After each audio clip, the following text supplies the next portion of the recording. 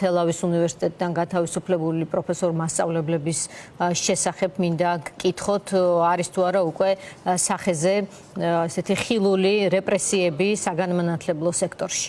სალამი ნინო, კიცხადია და მე პირველ რიგში მინდა სოლიდარობა გამოვუცხადო ჩემს კოლეგებს თელავის სახელმწიფო უნივერსიტეტიდან. კი, რასაკვირველია დაიწყო და ეს მოსალოდნელიც იყო, იმიტომ რომ ჩვენ დაგვიანონსა ირაკლი კობახიძემ რამდენიმე ხნით ადრე, რომ მან თქვა, მე ვციტირებ მას, რომ ზეპირად ვიცი ეს ფრაზა, რომ უნივერსიტეტში არიან პოლიტიკურად ანგაჟირებული პროფესორები, ის თსუზელა საუბრობდა მაშინ და დაამატა თანაც, რომ მათ აკლიათ კომპეტენცია. ანუ მისი აზრით ადამიანი, რომელსაც აქვს, ესე იგი, კრიტიკული აზრის გამოთქმის სურვილი, თურმე მას არ ქონია კომპეტენცია. ეს მოსალოდნელი იყო, ცხადია ეს გაგრძელდება კიდეც ალბათ ნინო, მაგრამ მე მინდა შევახსენო რეჟიმს და ირაკლი კობახიძესაც, იმიტომ რომ ის არის აფილირებული თბილისის სახელმწიფო უნივერსიტეტთან, ჩვენ ეს გავლილი გვაქვს ყველაფერი. 2005 წელს ეს ყველაფერი უკვე მოხდა.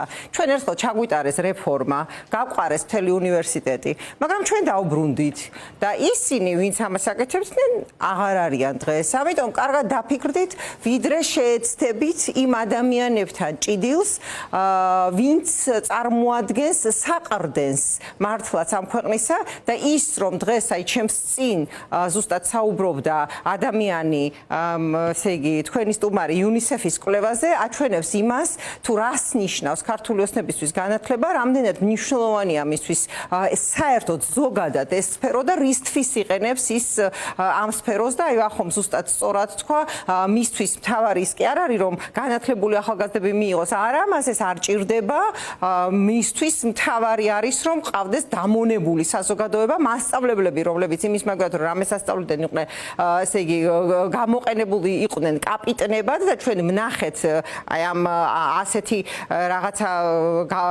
კაპიტნად ქცეული მასწავლებლის სახე წინა არჩევნებზე და ეს არის ოცნების, ასე ვთქვათ, სურვილი და ის ამ სურვილს წარმატებით ახორციელებს. კი ბატონო, აი ამ პროცესში ძალიან დიდი მნიშვნელობა აქვს სოლიდარობას,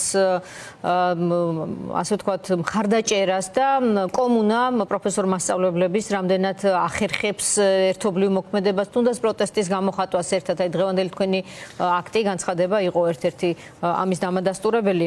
19-ში თქვენ შეუერთდებით, ხომ? თქვენ არ არის ეს არის თქვენი შემადგენლობის პირველი აქტიურობა, 19-ში შეუერთდებით თქვენ ამ აქციას და ძალიან ღიად ამბობთ, რომ თქვენ მხარს უჭერთ არჩევნებისთვის ბოიკოტის გამოცხადების ასე ვთქვათ, გადაწყვეტილებას და შესაბამისად იმ პარტიებსაც, საზოგადოების იმ ნაწილსაც, რომელსაც ეს გზა მიაჩნია სწორად. არადა თქვენ იყავით პრინციპში იმ პარტიაში, რომელსაც მხარსაც უჭერდით და შემადგენლობაში, რომელიც ახლა ვთქვათ, სხვა გზას ირჩევს შედეგის მისაღებად. რატომ მიგაჩნიათ ეს უფრო მართებულად?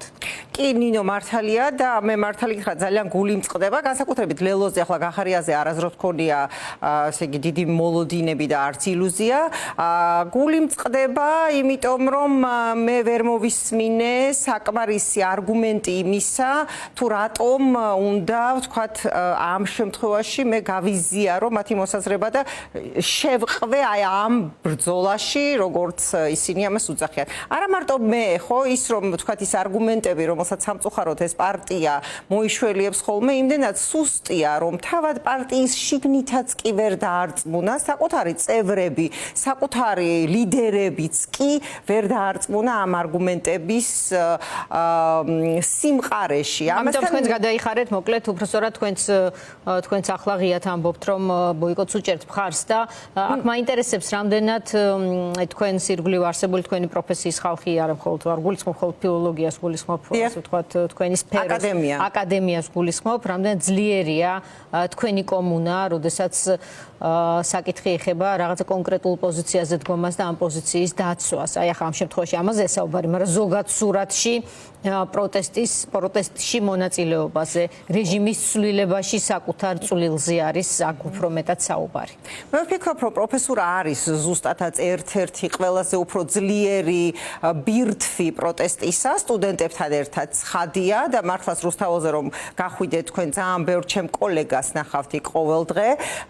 რაც შეეხება ეხება აი ამ მარშს, რომელიც გაიმართება, შედგა პეტიცია, უпростоრეთ მიმართვა პროფესორ მასწავლებლებისა და ჩვენ ვიზიარებთ, ჩვენი დიდი ნაწილი ხა ცხადია, მე ყველას მაგივრად ვერ ვისაუბრებ, იმიტომ რომ შესაძლოა ვიღაცა სხვაგვარად ფიქრობს, მაგრამ დიდი ნაწილი პროფესორ მასწავლებლებისა ვფიქრობთ, რომ არ ღირს ამ რაღაც არ ვიცი, რაღაც არჩევნებსაც ვერ ვუწოდებ ამას რატომ არ ღირს, იმიტომ რომ რა არის, ხო აი ჩვენი არგუმენტი რო გვეკითხებიან ზოგჯერ დღეს მე ამაზეც ვისაუბრე, რომ რატომ ბოიკოტი მერე რა ბოიკოტის შედეგი, ბოიკოტის კი არა, ამ პროტესტის უпростоრეთ შედეგი რუსთაველზე 230 დღის შედეგი ზუსტად არის ის, რომ დღეს ქართულ ოცნებას არ აქვს ლეგიტიმაცია და ეს ფაქტია.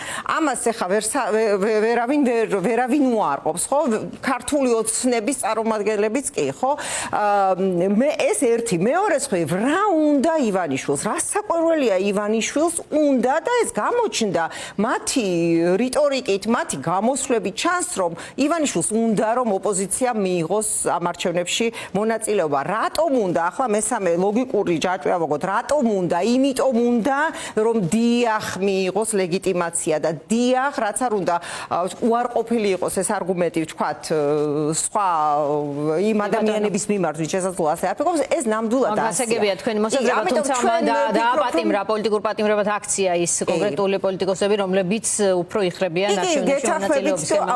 არა, ნინო, არა მარტო ის პოლიტიკოსები, ვინც იხრებიან, ისინიც, ხო, ისინიც, მაგრამ აქვე შეგახსენებთ, რომ მაგალითად ბელორუსში ლუკაშენკა ზუსტად ასე აკეთებს, ხო, ის ჯერ იჭერს და მერე ვთქვათ, თუმცა რასაკვირველია, მე ხა პატივს ვცემ ნებისმიერი პოლიტიკური ლიდერის და პოლიტიკური პარტიის გადაწყვეტილებას, მე ღრმად ვარ დარწმუნებული, რომ ერთი წუთი არ ვეპარება ეჭვი, რომ მათი ნაბიჯი გულწრფელია და ისინი ასე ფიქრობენ, უბრალოდ ნაკლებ დამაჯერებელია ჩემთვის და ჩემი კოლეგებისთვის, რომლებიც 19-ში ვუერთდებით ამ მარშს და შეგახსენებთ 19-ში თბილისის სახელმწიფო უნივერსიტეტის ეზოში შაბათს გელით კოლეგებო, სტუდენტებო და ყველას, ვინც ფიქრობს, რომ უნდა პროტესტი გაგრძელდეს ამ გზით. მადლობა.